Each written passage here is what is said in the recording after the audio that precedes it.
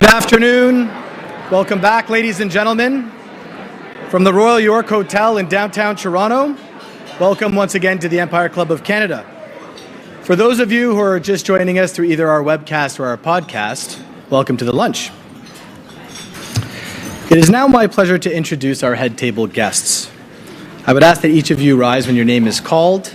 If you could hold your applause to the end, that would be great, but if you feel compelled to clap, go ahead. We support that as well. So first off, our guest of honor, the Honourable Andrea Horwath, Leader of Ontario's New Democrats.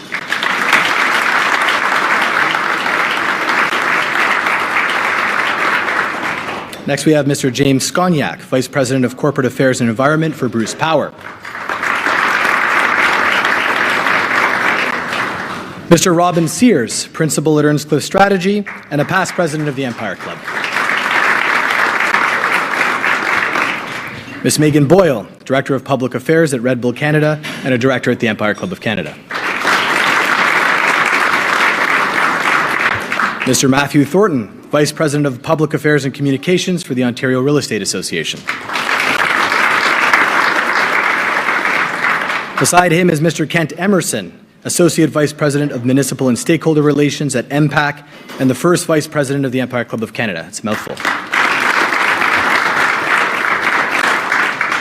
Ms. Taylor McKenna, Advisor for Government Relations from Bruce Power.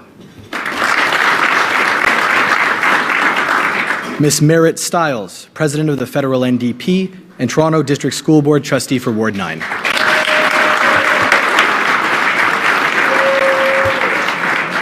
And once again, my name is Paul Fogelin. I'm the Vice President of Government and Industry Relations for the Federation of Rental Housing Providers of Ontario, another mouthful, and a past President of the Empire Club. Ladies and gentlemen, your head table.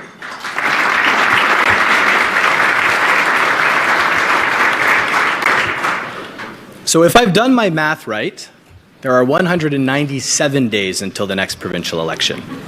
Don't go on your phones and check.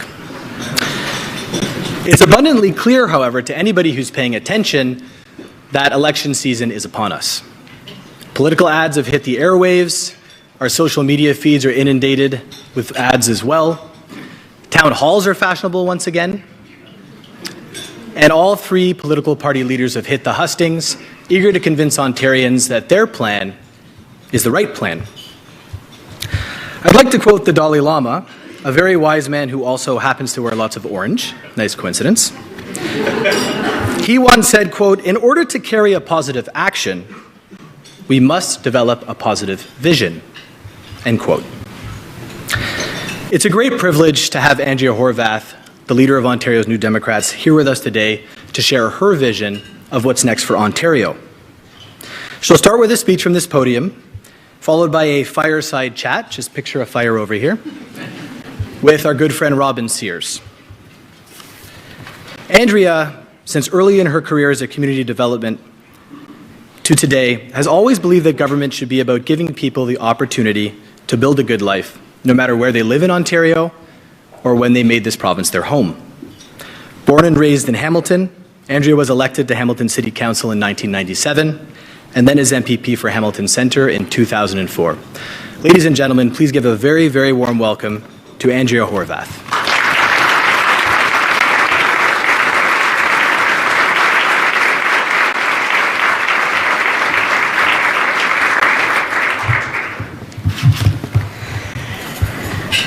Well, good afternoon, everyone. Bonjour tout le monde. Thank you very much for the introduction. I appreciate that. 1997 was my first election, so that's 20 years in politics for me this year. So I'm thrilled to be here with you to celebrate that 20 years. I think it was last week, the official anniversary of my first election. But before I get into my formal remarks, I do want to acknowledge that we're meeting today on the traditional territory of the Mississaugas of the New Credit. And I want to take a moment to thank all of you for being here this afternoon. You know, the Empire Club has an incredible history.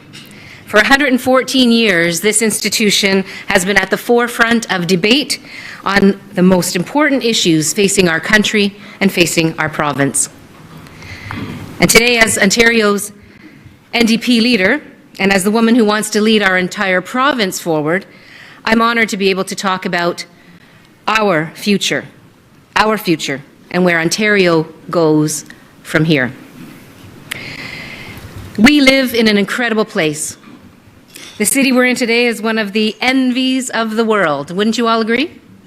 One of the envies of the world, Toronto. And of course, this city is on the verge of becoming one of the great metropolises of the globe. People around the world actually want to live here. Young people want to move here. And families want to do everything they can to give their children every opportunity to succeed and thrive right here in Ontario. I got to tell you, I love this province. And that's what drives me each and every day. Because I believe we can build an even better future for everyone who calls this province home. I think we can do more to support our families, our communities, and our young people. And we can grow our prosperity and ensure that everyone shares in the benefits of that prosperity. But to do that, we need to recognize that our economy is changing fast. And this economic shift presents both opportunities, but also challenges for Ontario and for our next government. Today, too many businesses face barriers to investing here, barriers to investing and barriers to creating jobs.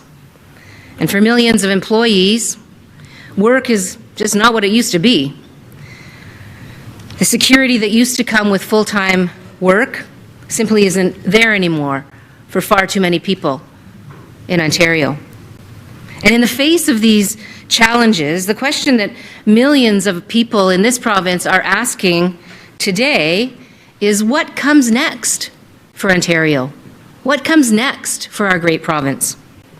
What kind of leadership do we need to move this entire province forward and make sure that Ontarians see tangible benefits as our economy shifts instead of being left behind? I believe that the next government, one that I'm running to lead, must be guided by three priorities when it comes to our future and our economy. And these are priorities that I want to share with you today. Because true leadership, in my humble opinion, true leadership is all about telling people what you're going to do and then actually doing it. So the first priority for me is this. We must ensure continued economic growth here in Ontario. I would think most people in this room would agree with that. We must continue to see economic growth for our province. Instead of cutting services, cutting investment, and cutting jobs, as some would suggest, we must invest to grow our economy and build on what's already working. We must make critical infrastructure improvements and investments. From broadband to transit, we have to build infrastructure that our growing province needs, like delivering express rail, for example, from Toronto to Kitchener-Waterloo. The lack of fast transit options, the lack of a speedy way to get back and forth between our innovation corridor in the Kitchener-Waterloo area is standing in the way of investment and growth. And I hear it every time I'm in Kitchener-Waterloo.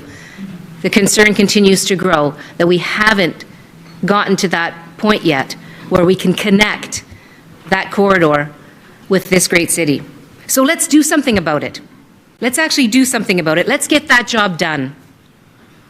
And as we invest in infrastructure, we must also provide investment in sustainable development and sustainable infrastructure investments that support regional industries and that support the innovation clusters that we have sprinkled around our province. We need not only to welcome investment, we need to certainly do that, but we don't only need to welcome investment, we need to invite it. We need to pursue it. We need to aggressively make the case for Ontario, which I believe is one of the best places in the world to invest. You know, from auto, manufacturing, film and television sector, to research and development, to agriculture and agribusiness. Notre croissance économique est très importante. But to secure our future growth, we must also take a hard look at what is not working in Ontario, and we have to be upfront about that. What isn't working in our province? And as we identify what's not working in our province, then we have to commit to doing something about it. And that brings me to my second point. I believe that the success of middle-class families is the most important measure of our prosperity. And more than ever, people need to have a premier who's actually working for them. You know, I think of the mothers that I've met in this city in particular who have taken the time to take me aside and open up to me about what they're going through, tell me their stories, their challenges, what everyday life looks like for them. Many of those moms are working 2 and 3 jobs just to get by. They're working 2 and 3 jobs just to put food on the table for their kids. And there are so many people in this province who are in exactly that same situation, working long hours, but finding it harder and harder just to make ends meet. Just take a minute and think about folks who are in that situation. You know, when politicians like me and others talk about the rate of GDP growth for our province, it means nothing at all to people who are struggling to get by. And it means nothing to folks who feel they're doing everything they possibly can. Everything they possibly can. They think that they're doing everything right, and yet they still can't get ahead. So people start thinking that government and the economy just can't work for them. They feel let down. People start to feel like things just can't get any better, and they lose hope. When I hear that sense of disappointment in people's voices, you know what? I look them in the eye and I assure them that it doesn't have to be this way. It does not have to be this way in our great province. It absolutely does not. We can have leadership that gives people hope again.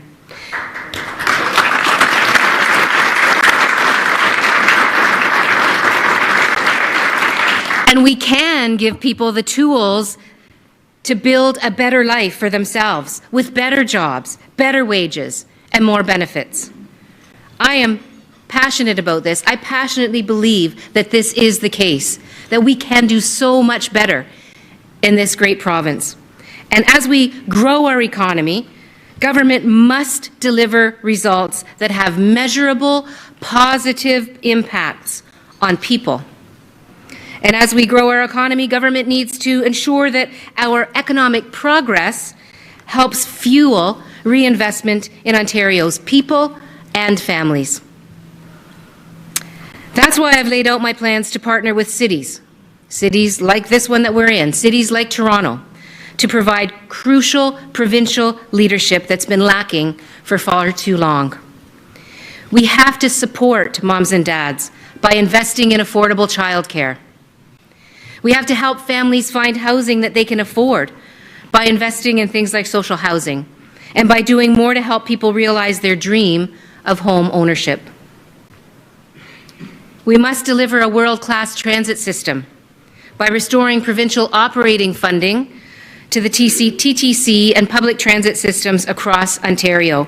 Funding that, you may know, was cut by the Conservative government many years ago and was never reinstated by the Liberal government. That extra funding for transit systems will do a heck of a lot to improve our transit systems in this great city, as I said, and around the province, and it will also help municipalities to provide better services for the people who use transit. You know, you'll also remember that the Conservatives also decided way back then, in the 90s, that they were going to cover in a hole that was being built, a tunnel that was being built for the Eglinton subway. So we know where Conservatives are when it comes to transit investments. They are not very supportive. And we certainly can't go back to that next time around, because those kinds of cuts are extremely irresponsible. They take the wind out of our sails as a city and as a province. And they hurt the very people the people who live in this city, who need to see that the Premier of this province is working for them. This is why my plan is focused on solving real problems and making things better for people and for businesses that are the backbone of our economy. It's why New Democrats have a plan to lower hydro bills by 30% for families and businesses. It's why I believe that the province's business support programs should do a much better job of supporting small businesses to create good jobs. And it's why we have to fix our procurement processes and policies so that Ontario's homegrown businesses can actually qualify to bid for and actually win some of the contracts that come from the Government of Ontario. I want Ontario's homegrown success stories to thrive, and that means taking down the barriers that prevent a level playing field. Ontario's families and businesses must see and feel the benefits of our economic growth. I don't think that's too much to ask for. And that is my focus. Now, as we continue to grow our economy, and as we ensure that people see the benefits of growth in their own lives, we must do more to prepare Ontario for the future of work. And this is the third crucial priority that guides my thinking on the economy. I think you would all agree that the pace of change that we're seeing is only accelerating. People no longer spend their entire careers with one company. Many workers are very, very mobile, much more flexible, but also working without the security and stability that people need to build a good life for themselves and for their families. And traditional industries are being disrupted faster than ever, as new industries emerge and exert huge influence on the future of our economy. Our next Premier cannot let these opportunities or challenges go unanswered. As new jobs demand new skills, we have to get our labour market policies right, starting with more support for work-integrated learning. I want to see a future where every young person is able to graduate from college or university with experience under their belt in their chosen field. I hear from too many young people who finish their studies and are out into the workforce only to be turned back by potential employers who say, you have a great academic history, but you have no experience. Come back when you have some experience. Very disheartening for young people. I want to see a future where those young people actually get their foot in the door of an employer upon graduation, and I want to see a future where every single employer can find new grads with the experience they need to contribute to your teams from day one. A government that I lead will do more to support opportunities that people need to fully participate in our changing workforce. And that work can only be done in partnership with you. The businesses, the labour organizations, educational institutions, and professional associations of Ontario, every step of the way. As we prepare the new workforce, we must also meet the new needs of that workforce. And with more and more people working without health benefits as they hopscotch back and forth to different employment opportunities, and employers, on the other hand, continuing to see the costs of drug benefits increasing, the evidence, I think, is very clear. It's time for government to step up and deliver universal prescription drug coverage, not just for young people, but for all Ontarians. It is necessary now.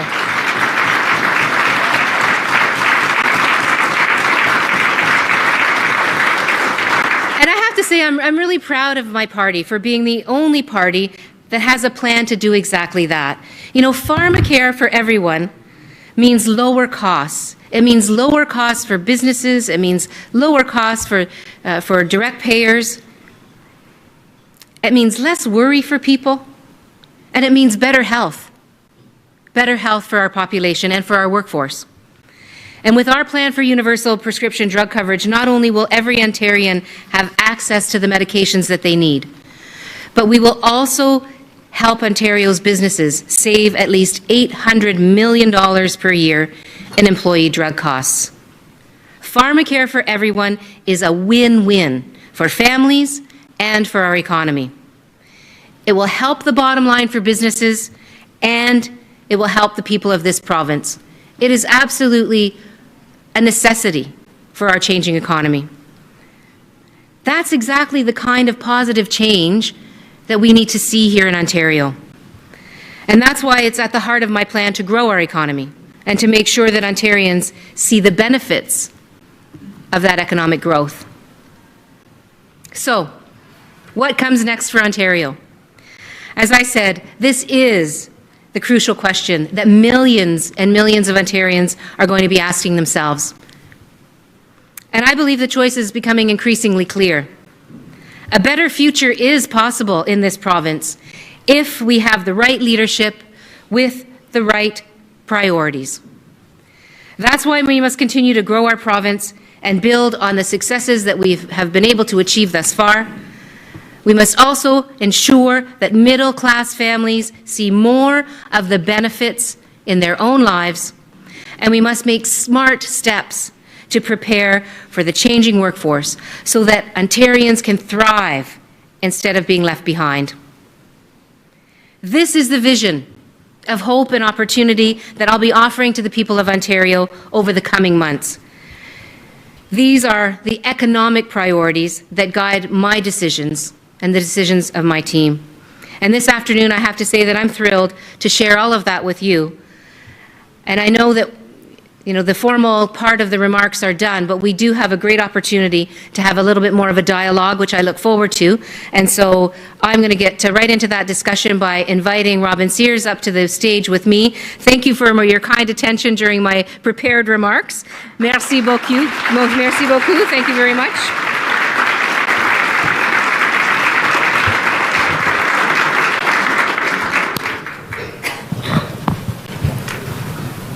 Great to see you. You too. Is this working? Mic on? Check, check. Andrea, you mentioned at the beginning this is your 20th anniversary in politics, but to my mind, an even more impressive anniversary is, I think in March, you will be celebrating a 9th anniversary as party leader. True. There are probably people in this room who don't know what an unpleasant job being an opposition party leader is. Being the third party, never mind. I used to say when I was in harness, I get to stay in every crummy motel from one end of the province to the other. How do you do it? What drives you? What keeps you going? What really drives me is the energy that I get from people. I've had the honor and the privilege of doing this for 9 years, as you said, almost. But every part of Ontario that I go to, Robin, I meet people that are amazing. And whether that's, a young immigrant family trying to make it in Ontario, whether that's Syrian refugees who are trying to, stabilize their families and begin to build a life here, whether that's, someone here on Bay Street that's a mogul in terms of the business community, or whether that's, a steel worker in Hamilton. People in this province are wonderful. They're amazing people. And I really do draw my energy from them, from their hopes, from their dreams, from their concerns, from their ideas. After all of these years, I'm still not tired. Believe it or not, I'm still not tired of meeting all the great people in this province and trying to find with them the solutions that will make life better for them. Yeah. I think another thing that a lot of people may not know about you is that behind that winning smile and charming personality is a stainless steel spine. Andrea got to every level of her career over the resistance of older white guys mostly, I say with some blush, and she won every rung up the ladder on her own initiative. So if you believe that leadership is about character, I think you've demonstrated character. My dad used to say I had the constitution of a horse. I don't know if that was a compliment. He used to say that of me. But how do you deal with the tensions of the job and the tensions in a caucus and the attacks from all the usual suspects. Like, what keeps you going through that? Well, there's a couple of things. I try to get to the gym in the morning just to reduce the stress, and that's important, right? Because it's both mental and physical. But I mean, I have a son who's in my basement still. It's a whole other story. I'm not going there. That's why you're keen on training. Yeah, that's why I'm keen on the training part. We have a great little dog, and dogs are always good. But nobody does this kind of job alone. Nobody does this kind of work alone. And so, as I was talking about the strangers that I meet and over the years and that I've been able to connect with, I also have a great team of staff and of MPPs that are very supportive. And yes, there are sometimes tussles in our caucus, and sometimes our MPPs are not as disciplined as you might want them to be, but they work really hard. And we have a vision for the future of this province that we all very much believe in, and that although it sometimes is, it's very wearing to try to do the work necessary to realize that vision, having that vision and knowing that there are teams of people that are kind of on your side and working towards the same vision, including the great people at the NDP in terms of the party folks as well, and the membership that we have across the province, that helps. It helps with the stamina, helps you with your stamina for sure. So let's talk about a couple of policy things just briefly. I don't think I have ever seen a government of Ontario leave office bragging about its success with Ontario Hydro or power. To put it politely, that's not usually one of the bragging rights that governments go out of power with, which says two things, I guess. It's very hard to get right because everybody's had challenges, and also that it's really hard to make change successfully. Mm-hmm. How would you fix the problems that you've inherited to reduce the cost of power? Well, I mean, first and foremost, I think it's of a concern to us that the current government went ahead against the wishes of 80% of Ontarians and sold off Hydro One. Folks did not want to see that happen. And so at the same time as the privatization has occurred, we've again continued to see rates increasing.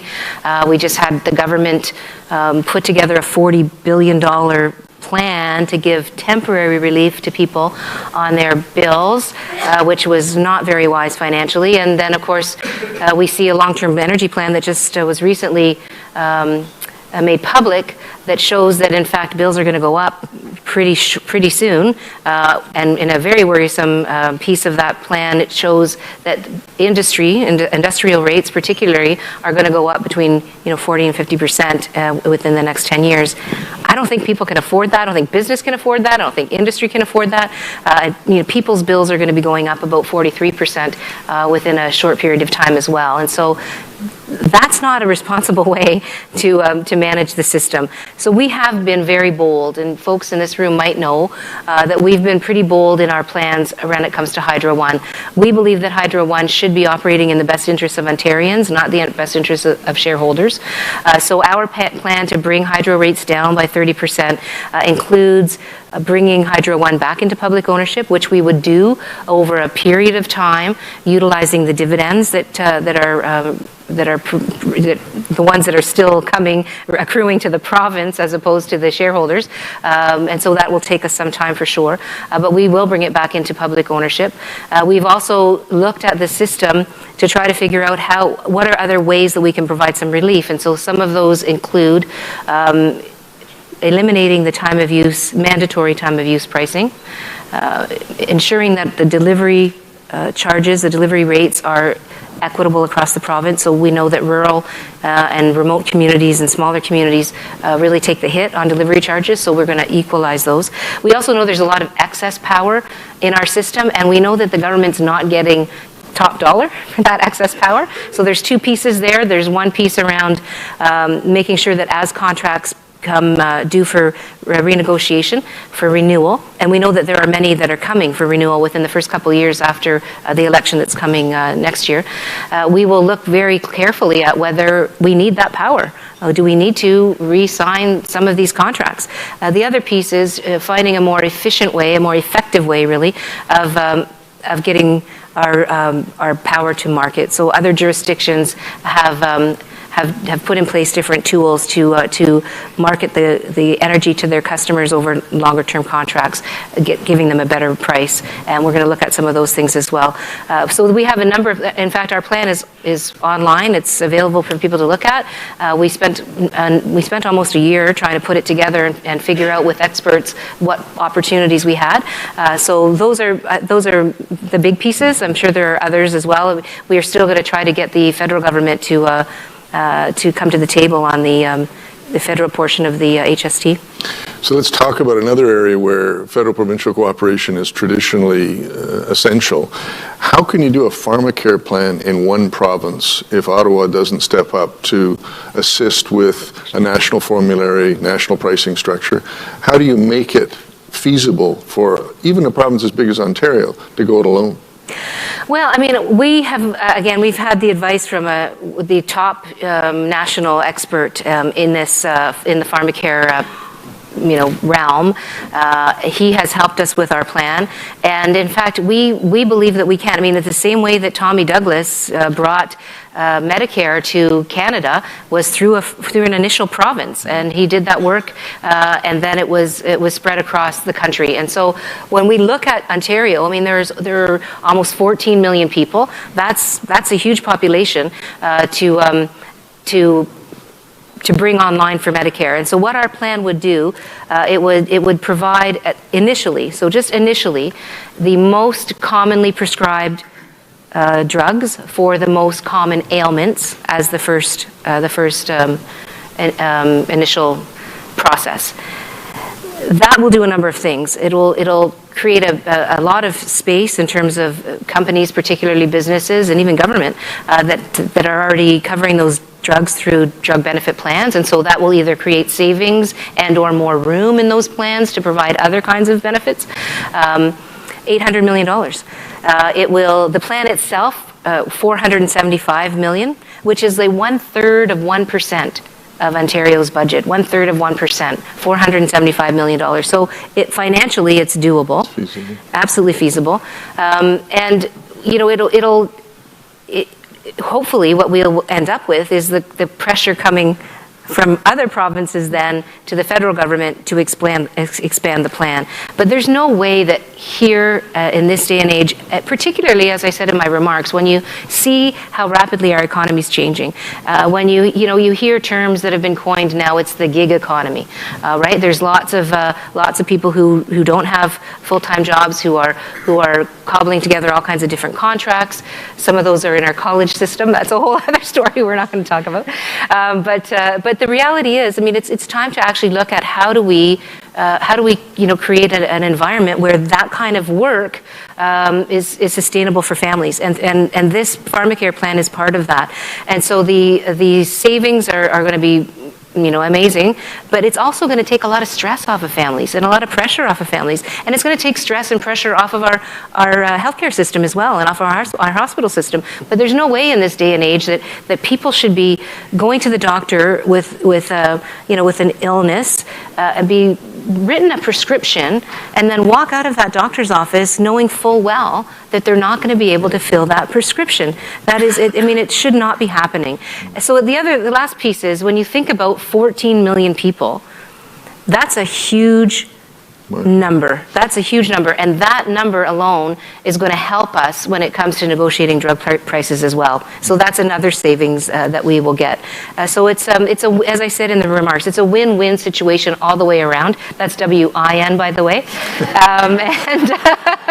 and we're looking forward to the opportunity to be able to bring that to Ontarians. And then, as time goes on, the number of drugs covered will change.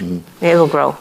Finally, I guess let me frame the 197 days ahead of you here. Thanks for that reminder. You're the veteran. You're the most seasoned performer on the circuit going out this time. You're the one who has seen more of the challenges of being a leader in an election campaign than either of your competitors. What do you want voters to see, or as spin doctors would say, what's the ballot question for you? Oh, I don't even know that we have a ballot question yet. I mean, I think that ballot question comes a little bit. What would you like it to be? What do you want people to judge? I mean, I think what people, I'm hoping that what people are looking at this time around is what's next for Ontario, and taking a real hard look at what's next for Ontario. I mean, we're hearing a lot of disappointment everywhere I go now. I hear a lot of disappointment in the current government. It's been 14 years. People are pretty disappointed on a number of different levels for a number of different reasons. In some places, that disappointment can more accurately be described as anger, frustration. But it's pretty much everywhere now. I mean, it used to be that, and James and I were just talking about this a little earlier, it used to be that when I travel to Northern Ontario or Southwestern Ontario, you would get that sense of we're done with the Liberals. We're hearing that now, pretty much consistently everywhere. But it's not just about that, right? It's not just about, getting rid of the current government. It's about what's next, what comes next for this province, and how do we continue to move the province forward? And how do we make sure that that some of the good things that have happened are continuing on, so that we continue to get the benefits of some of the positive changes we've seen, while we then use that as a platform to move the province forward. And that's why the ideas we're bringing forward around pharmacare, around hospitals, around work integrated learning and flexible workplaces. These are things that we think are important for the future of the province. I think you've outlaid a great vision, and now I think it's the audience's turn to ask some questions. Oh, very good.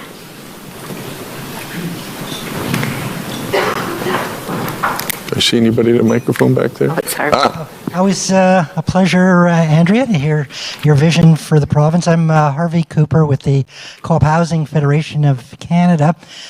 You mentioned in your chat with Robin that your son is, like many others, living in their parents' basement, and I believe one of your remarks was partnering with cities to try to give people more opportunity to find a place they can afford. Maybe you can give you an opportunity to spell out a little further what your party will do to address those affordable housing challenges that are affecting a wide spectrum of Ontarians, not only low and modest income earners, but middle and even upper income earners. Thank you. Thanks, Harvey. Thanks for the question. No, you've raised a great point, and it's very worrisome. I mean, we see so many young people who don't even think that they'll be able to buy a house. I mean, I've talked to people in their early 20s, my son not included, but early 20s, mid 20s, who are saying they're not even thinking of looking for a permanent relationship. Settling down, starting their own family. They're putting those decisions off. They've made conscious decisions to put those decisions off until they're 30 or older. We see so many young people and people generally who had a hope to kind of maybe move back to the neighborhood that they were raised in, and that hope has been dashed over the last couple of years. And so we have, on a number of levels, we have real concerns around the housing situation. And so it goes everything from the private market system and home ownership, where we're still concerned about the cost of owning a home, the cost of buying into the market as it stands. We're still concerned about the impacts of property flipping and people buying up properties that as investments as opposed to people who are buying to live in those homes. What that does to neighborhoods, what that does to the stability of neighborhoods. We've seen what happened in Vancouver in terms of what that did to their local economy, where all those condos were sitting empty. I mean, that's not a good place to be. So we're certainly aware of needing to address some of those things, but then we also have a social housing stock that has not kept up with the needs of people at the lower income level. We've made a commitment already to be there with municipalities on the repair backlog that exists for social housing. I mean, there's no way that this city should be in a situation where it's contemplating, shuttering hundreds of units while there continues to be 100,000 people on the waiting list for social housing. It doesn't make any sense. And so we know that the downloading occurred under the Conservative government when it comes to social housing. I was on city council at that time in Hamilton. We were sounding the alarm bells even back then that housing didn't come come with appropriate maintenance and replacement reserves. And so now here we are, fast forward 25 years later, and the cities are in a pickle. So we've made the commitment to be at the table with 1/3 of the funding for the repair backlogs, not only for Toronto, but for the entire province. But there's also the middle, right? There's that middle ground where there's still a lack of opportunity for people. So I'm not talking the higher income folks or necessarily the lowest income folks, but just getting in the door to get to your first condo or your first unit is still problematic. So there's a couple of things, and some of that's on the supply side, but some of that's also on the stability of work side as well. And I think these things all go together. And when young people are facing uncertainty in terms of their jobs, uncertainty in terms of the stability, their economic stability over time, they're less likely to jump into the housing market. So there's a lot of, I think, solutions. There's not just one silver bullet. I think that's naive to think that there would be, but certainly we're keeping an eye on all of these things and looking for the solutions, some of which we've already announced. Thanks, Harvey. We have one more question.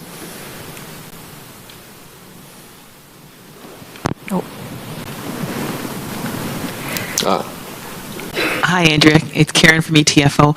A strong and prosperous Ontario includes a vibrant education system, one that works for all Ontarians. Can you just share a little bit for us what you envision a strong, publicly funded public education system looks like? Sure, Karen. Thanks for the question. We have been concerned by the education system here in the province and what's happening to it. We see schools closing, and sometimes in neighborhoods, and it's quite interesting, we see schools closing in neighborhoods in this city, for example, where you'll never be able to build a school again in that neighborhood because the price of property has gone up so high that losing a school in some of these Toronto neighborhoods is not just about today and how many students are here today, but how are we going to have that asset, that public asset, for the future. And then you have the rural schools and rural communities in smaller town Ontario where kids are being put on, like kids who are little, who are like 5 and 6 years old, being put on buses for literally an hour or more to get to school, and then an hour or more to get back. And that's not great either. So just even in terms of the infrastructure, we have some real problems. We have a backlog of maintenance in our schools, and as a person that's an educator yourself, you'll know that backlog means that there are kids in the winter that are actually at their desks with coats and mitts on, and in the summertime sweltering and fainting from the heat. So there's on the infrastructure side, there's real issues there. But then we also see a school system at the elementary level and at the secondary level where resources have been withdrawn and pulled away. And again, we were talking at our table here a few minutes ago about the challenge of supporting students that need extra help and how those supports have been frittered away, how they've been reduced as school boards have been trying to deal with the lack of funding to meet the needs of students. And yet we know that young people and children, particularly who are being identified with learning challenges and exceptionalities, those numbers are growing. And so at the same time that we see children needing more help in the schools, we see less provision of supports by the government. And so we're really, really concerned about that. We believe that every child should be able to reach their full potential through the support of the dedicated people that work in our public education system, and we need to make sure that public education system is able to provide those supports for those kids. We have issues around the EQAO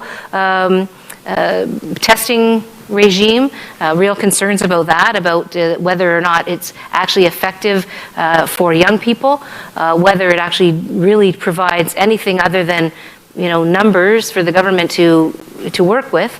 We know it provides a great deal of stress, both on educators and importantly on students and their families. So we're looking hard at where we need to make improvements to our education system.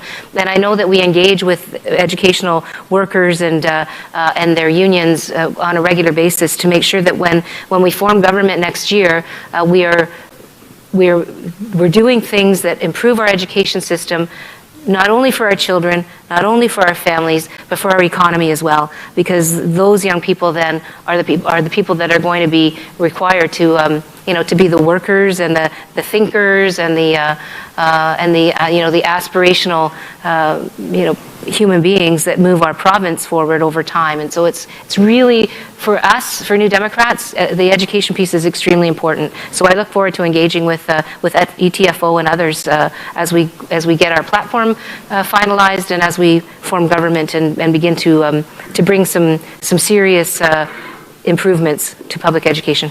Thank you. Good.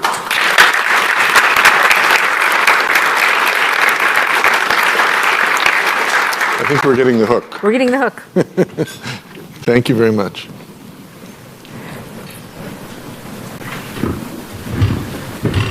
Thank you, Andrea, for the very passionate remarks, and Robin for facilitating a very open and candid conversation. A round of applause, please, once again.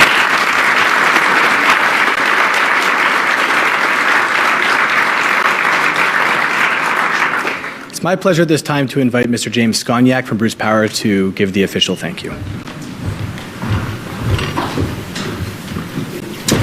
Great. Thanks very much, Paul. And just to wrap up the lunch, and it's my honor to thank the leader and Robin for the great conversation. I thought I'd take a bit of a different approach to the thank you today, if that's okay, Paul. And Paul's looking nervous, saying, "What the heck is this guy going to say?" You know, we talk about the election campaign being 190 something days away. And we talk about a lot of these issues, and Andrea and I were talking at the table about, Bruce Power being a company in rural Ontario, some of the differences between challenges in urban Ontario and rural Ontario, and I think a conversation on those issues is really important. But one of the things I think that I want to say in terms of thanking the leader is we need to remember that behind election campaigns and behind all these conversations, there's real people that are putting their name on a ballot, whether it's in the third party, the official opposition, absolutely. And it is very easy for us to sometimes forget about that. And while most of us in this room love to be observers of the process, not many of us in this room have our names on the ballot. So if I could just ask everybody to stand up in the room who's an MPP or is putting their name on a ballot in the next election, and let's give them a round of applause for their public service.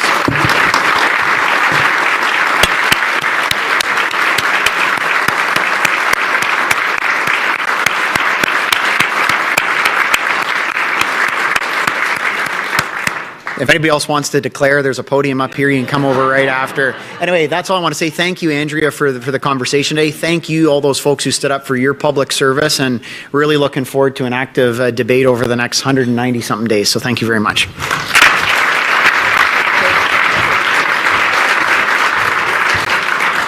I think I saw a few people start to get up and then sit down a little bit back there.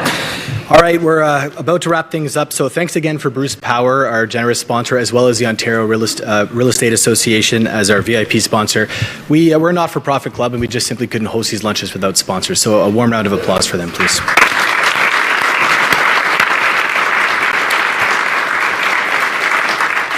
And although our club has been around since 1903, we've moved into the modern world, and we're on Twitter, Facebook, LinkedIn. I think we have a Snapchat. I don't use it, but I think we have one at the Empire Club. Pretty impressive, so please check us out. And our next lunch is November the 27th. Mr. Rob McEwen and Dr. Michael Laflamme, they're talking about advances in stem cell research, and that will be at 1 King West. So thank you again for your attendance today. The meeting is now adjourned. Have a wonderful afternoon.